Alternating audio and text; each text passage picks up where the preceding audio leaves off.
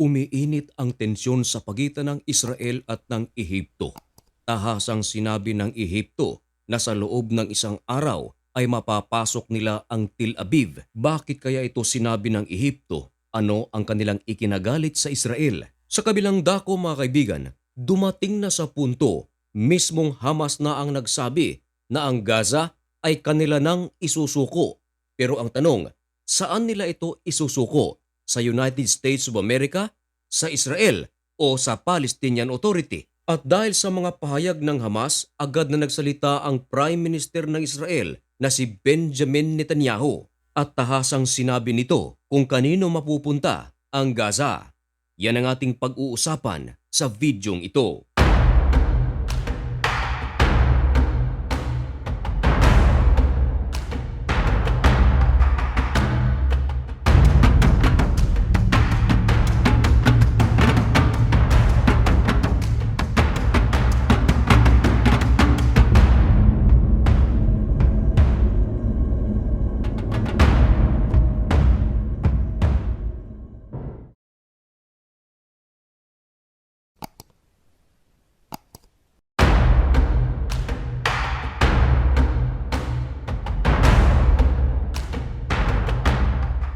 Ang drone footage na inyong nakikita ay ang aktwal na sitwasyon ngayon ng Gaza matapos magsagawa ng major operation ang Israel bilang paghiganti sa ginawang pag-atake ng Hamas sa Israel noong October 7, 2023. Maraming mga buhay ang nasawi.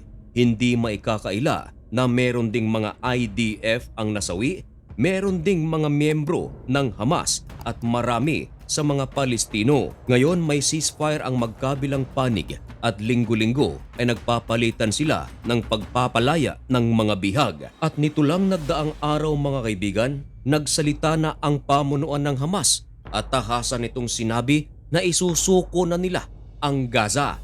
Pero ang tanong mga kaibigan, kanino nila ito isusuko? Hindi raw nila ito ibibigay sa United States of America. Lalong-lalo na, hindi rin daw sa Israel. Alam nyo ba mga kaibigan ang sinabi ng Hamas? Ayon mismo sa tagapagsalita ng Hamas, isusuko raw nila ito sa Palestinian Authority. Marami naman ngayon ang nagsasabi, ano raw ang power ng Hamas kung bakit sila ang magsusurrender sa Gaza sa ibang grupo? Hindi ba't hindi naman pag-aari ng Hamas ang Gaza? Sapagat sila ay mga militanteng grupo lamang sa Gaza na sinusuportahan ng Iran. At ang Gaza ay may sariling gobyerno at ito ang inaagaw ng Hamas. Pero sa sinabi ng Hamas na ibibigay raw nila ang Gaza sa Palestinian Authority, agad na nagsalita ang Prime Minister ng Israel na si Benjamin Netanyahu. Iniulat ng The Jerusalem Post. Ayon kay Netanyahu, hindi Hamas, hindi rin Palestinian Authority ang magkokontrol sa future ng Gaza. Dagdag pa ni Benjamin Netanyahu na committed siya sa plano ni President Donald Trump na magsagawa ng bagong Gaza. Gagawin daw nilang world class ang Gaza. Gaza na hindi threat sa mga Israelita at sa katabing mga bansa at upang mamuhay ng sagana ang mga Palestino in the near future kung sila ay ibabalik na sa Gaza. Sapagkat sa ngayon, habang itatayong muli ang Gaza, ang mga Palestino ay ililipat sa ibang mga estado gaya ng Ehipto at ng Jordan. Natural, hindi ito gusto ng Hamas. Kaya sinabi ng Hamas, ang Gaza ay kanilang ibibigay sa Palestinian Authority. At isa pa sa mga hindi nagustuhan ni Benjamin Netanyahu sa mga pahayag ng Hamas mga kaibigan, sapagat ayon sa Hamas, kung ibibigay nila ang Gaza sa Palestinian Authority, ang ibang mga members ng Hamas ay ia-absorb daw ng Palestinian Authority upang magkaroon ito ng sweldo. Nako, delikado ito ayon sa mga eksperto sapagat ganun pa rin ang mangyayari kung ang Palestinian Authority ang mamamahala sa Gaza at merong mga member ng Hamas na inabsorb ng Palestinian Authority government, naroon pa rin ang Hamas sa Gaza at napakalaki pa rin ang possibility na magiging threat itong muli sa Israel. Ayon sa mga eksperto, napakadali daw intindihin ng plano ng Hamas. Kaya nagsalita agad si Benjamin Netanyahu, hindi Hamas, hindi Palestinian Authority, kundi United States of America. Ngayon, bakit naman nadadamay ang Ehipto sa usaping ito? Ganito kasi mga kaibigan, bago magdesisyon ang Hamas na ang Gaza ay kanilang ibibigay sa Palestinian Authority, nagsalita ang Hamas ng ganito matapos silang makipagkita sa gobyerno ng Ehipto. Kumbaga, lumalabas na parang na-influensyahan ng Ehipto ang desisyon ng Hamas na huwag ibigay sa United States of America ang Gaza. Now, let us connect the dot mga kaibigan.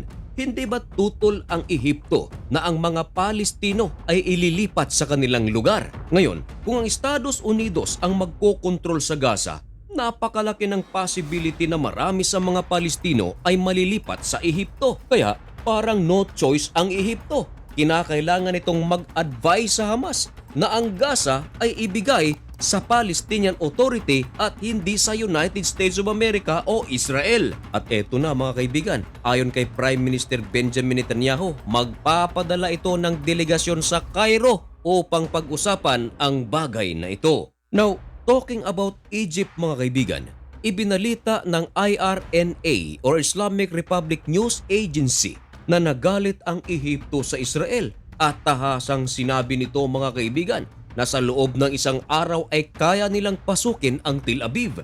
Ngayon, bakit nag-alburuto ang Ehipto? Ano ang dahilan kung bakit sila naggalit sa Israel?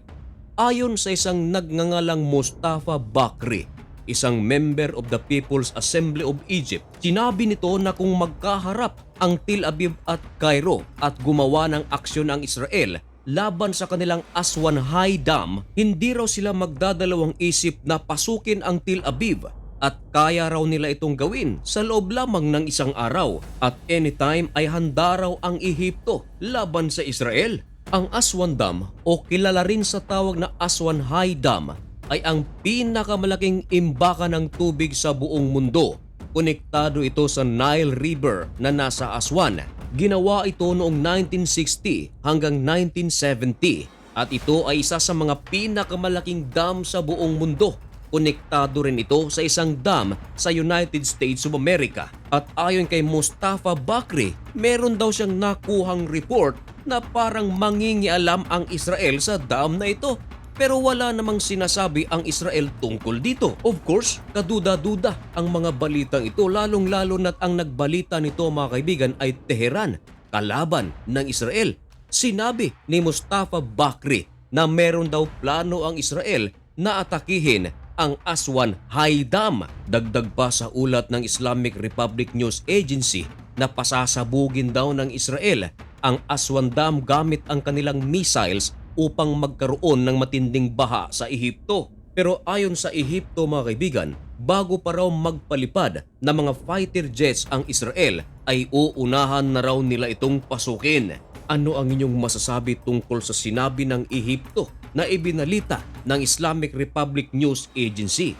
Ipaalam ang inyong mga komento dyan sa comment section at malugod ko po iyang babasahin. At mga kaibigan, antabayanan lamang ang mga bagong kaganapan sa Middle East, sa Israel at sa ibang panig ng mundo dito lang sa Usapang Banal. Kaya para maging updated ka, isubscribe mo na rin ang napakaliit nating channel na ito. At kung nagustuhan mo ang videong ito, pa-like na rin mga kaibigan, napakalaking tulong kasi para sa amin yang mga content creator.